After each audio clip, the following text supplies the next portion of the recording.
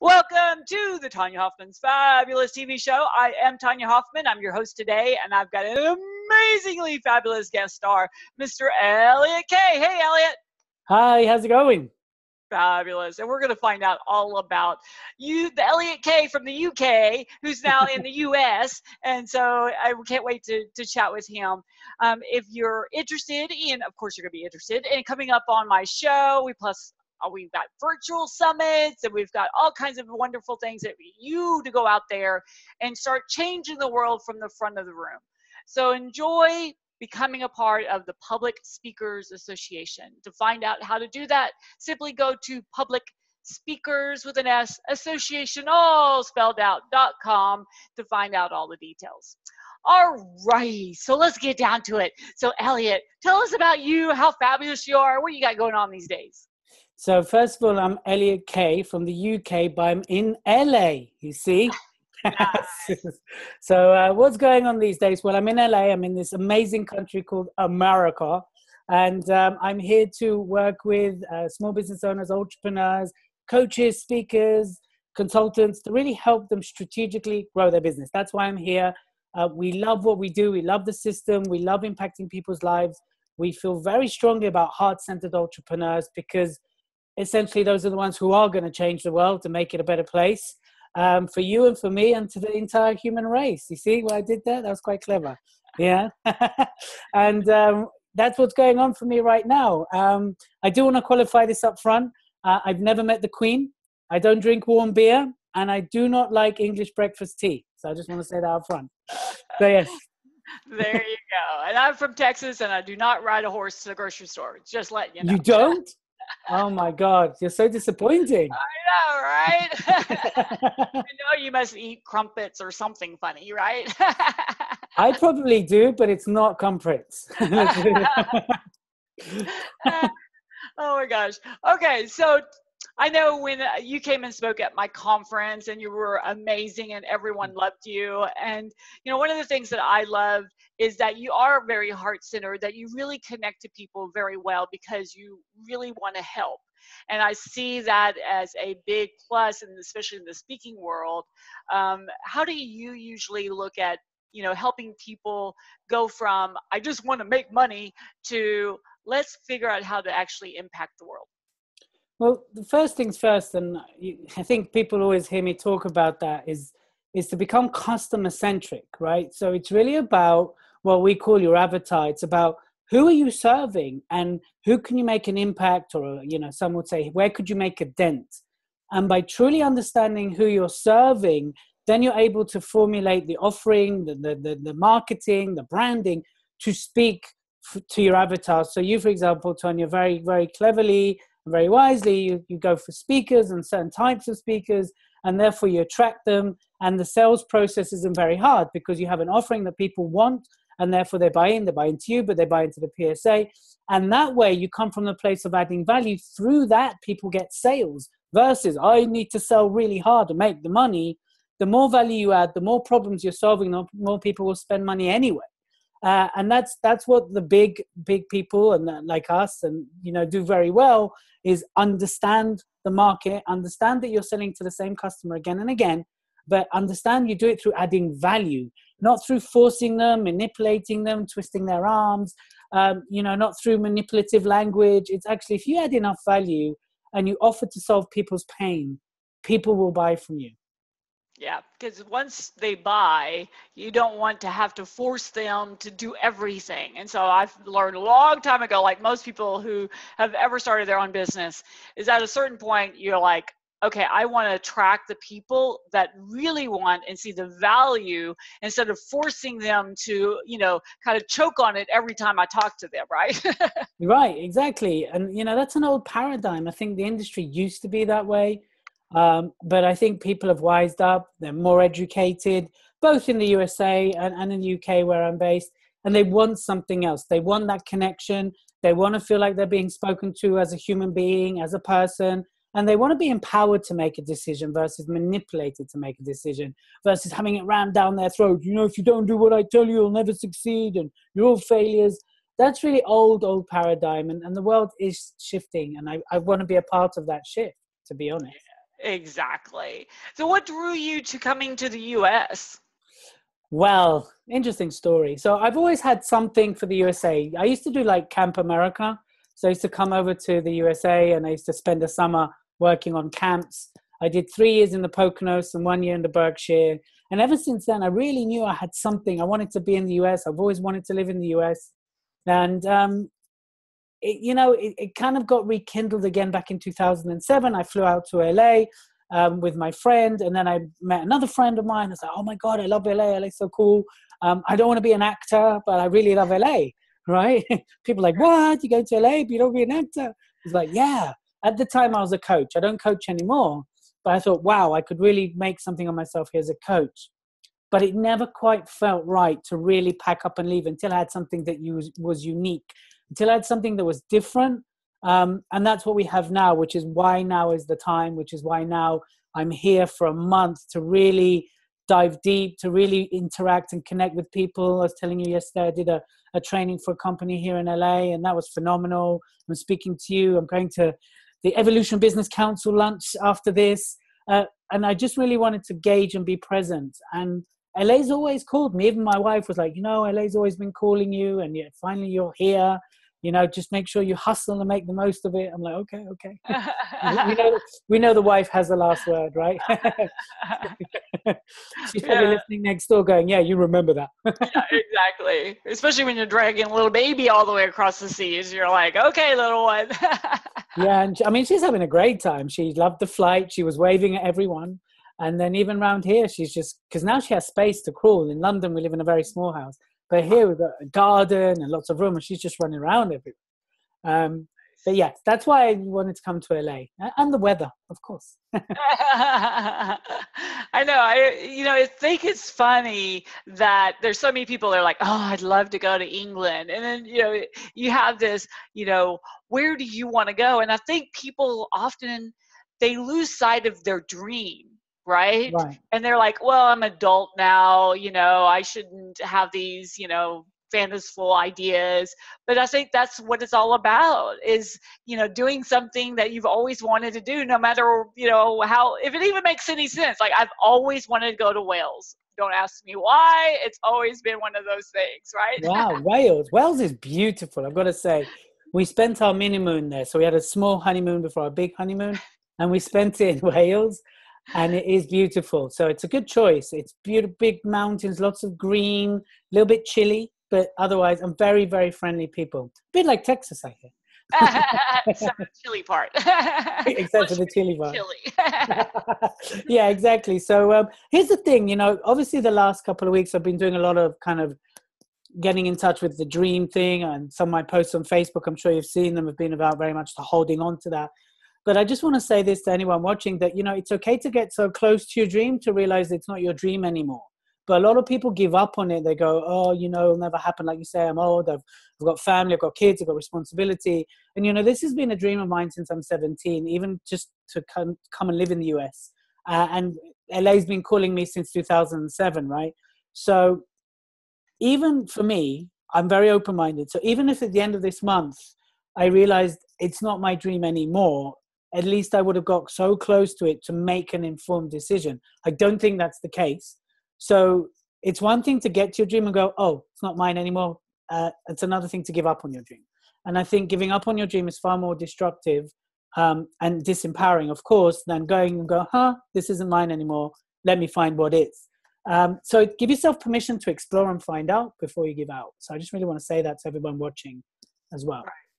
I know, and dreams change. I remember as a young girl, and I've wanted a horse. Oh, I just wanted to have a horse until I actually went and stood up next to a horse and didn't realize how huge they were and how huge of a mess that they make that you have to then clean up. And I'm like, I'm going to change that.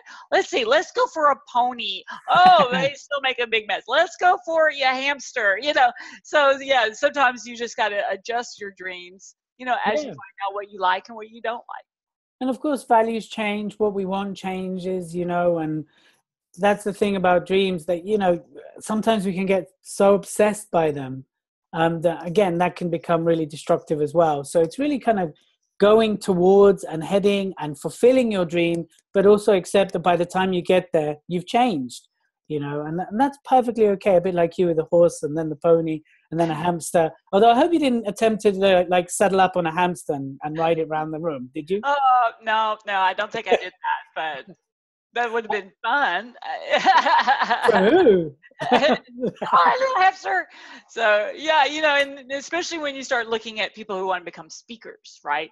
They're Yeah. like, oh, I want to be a speaker. And they have this grandiose idea of what it is. And then the reality sets in of what you have to do in order to make that dream really happen. But I think it's also the connection to why do you want it? Is it Right. ego boost where you just want people to clap for you and rah, rah, rah? Or do you really want to make an impact on people? Exactly. And the other thing people don't realize is, the days of showing up, getting a big fee and speaking and going home, unless you've done something extraordinary, they're not that. 20 years ago, that was the thing. You could show up, get paid lots of money, cool. Now you have to be far bigger than just a speaker. You need to be a business. You need to be a business owner. And you have to understand that speaking is part of the process. It's a tool that you use to generate and get clients. Now, when you've reached a certain level, you can just be a speaker, but you have to have done something extraordinary or made something so revolutionary that people will pay you your $25 to show up, speak for 45 minutes, right? And that's the paradigm shift that the speaker industry must go through, as well as understand that stop thinking like a speaker, start thinking as a business and behaving as a business and implementing as a business, and speaking is part of your strategy, right? And that's paradigm has to shift. You might have a very great story, and a lot of people that we came across, people in Vegas that we met, people on your, the PSA, are amazing, incredible people who have amazing stories. That's not enough, right? That's not enough anymore for you to get booked up, for you to actually have a thriving cash flow that allows you to do more of it. You've got to think bigger, expansively. You've got to think more than just speaking. That's just the reality these days of what it's evolved into. And that's the thing, everyone looks at, let's use the big guy. Everyone says, oh, I want to be like Tony Robbins. I want to be like Tony Robbins. But people forget what a clever businessman Tony Robbins is, right? People also, they don't realize that he also started with 12 people in the room doing phobia cures, right? Whoever you look at, whatever big speaker, at some point they shifted from being just a speaker to understanding business, or they set out to understand business from the word go. It's got to shift, Tonya, because otherwise we'll keep meeting a lot of speakers who have a great message, who are broke, who don't have, not making the impact they want, and then they'll be on the phone to you going, I'm not getting any speaking gigs, or I'm not making any money, right? And that's just going to be their reality unless fundamentally they start and act as a business first. Yes. And, even let's take Tony Robbins. I mean, he's filed bankruptcy 3 times, and he doesn't just go and get paid to speak. He's got books, he's got programs, he's got coaching programs, he's got all this. He is a business. And if you look at every single big, speaker out there, they just don't get paid to speak. They have an entire business around it because it's all marketing.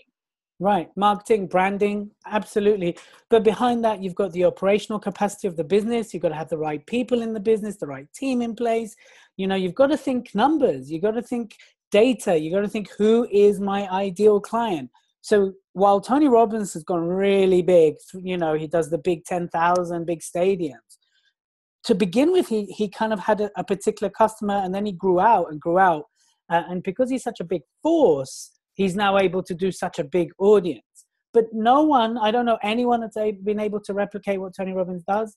The only one equivalent in the business world that's able to replicate their business model across things is Richard Branson. And he's he's an anomaly. Like, people can't figure out how he does it. I don't think he knows how, but he definitely has really, he hires geniuses. And that's what he says. I hire geniuses around me to do what I can't do. And he's just the ideas man. He's done pretty well from being the ideas man, right? But by the way, he's a really nervous speaker, and he won't do straightforward keynote. He'll only do being interviewed. So that's quite interesting, isn't it? Such a powerful man. And that's right. People forget how people, when we talk about Tony Robbins, you know, and you dial back, it started with buying his book, and then you bought at the time his tapes or his videos. And then in the thing was a flyer, come to Unleash the Power Within. So, oh, I might as well go see him. And people forget what a funnel he's had going for years.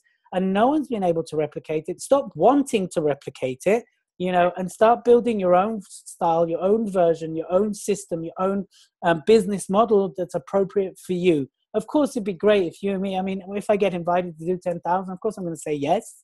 But, you know, I'm not, first of all, I respect the guy. I don't want to be the guy. Do you know what I mean? And I think too many people, you can respect the guy, but they want to be the guy. It's like, enough. I'm sick of people speaking like him, talking like him, like him. Be you. That's what people will buy into more than anything. Yeah, you know? be authentic. So do you have something you'd like to offer our amazing listeners today? Yeah, of course. Well, look, I'm in LA. So I'm doing an event in LA, and it's happening on the 7th of October in Culver City at the Courtyard Marriott.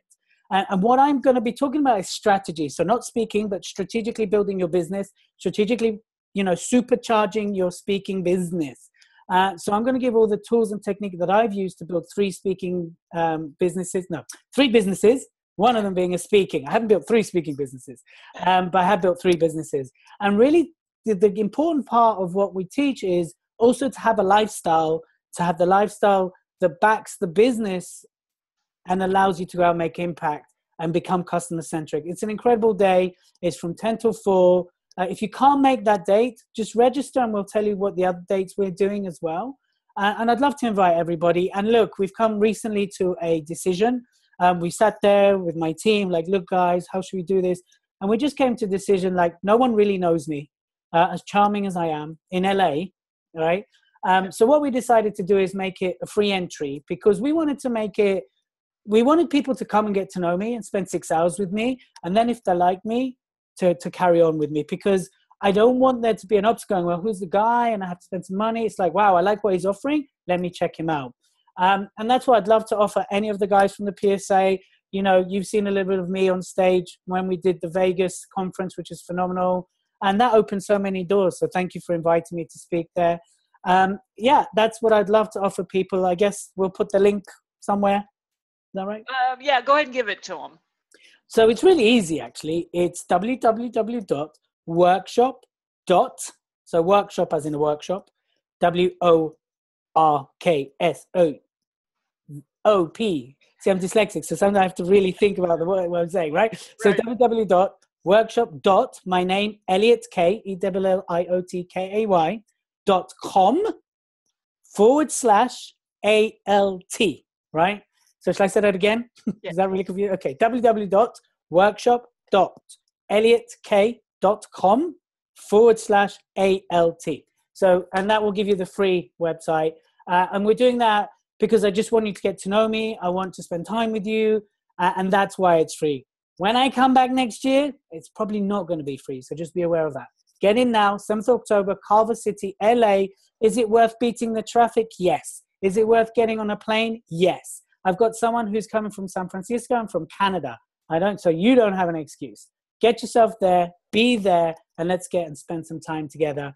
And I can tell you all about my other quirky stories and things like that. Awesome. All right, everyone. So workshop.elliot with 2 L's, 1 T, .com/AL, no. T. Yeah, ALT, like AL. alternative. There we go. Yeah. ALT. All right. I was trying to put LA in there, and I was like, why is this not working for me? Is there a T? All right, everyone. So jump on that. You do not want to be there. If you're not there, you will be totally square. So we want to be round and gorgeous, and let's get connected with Elliot. So reach out, get connected with him. And, you know, if you can't make it this time, go. Whoops.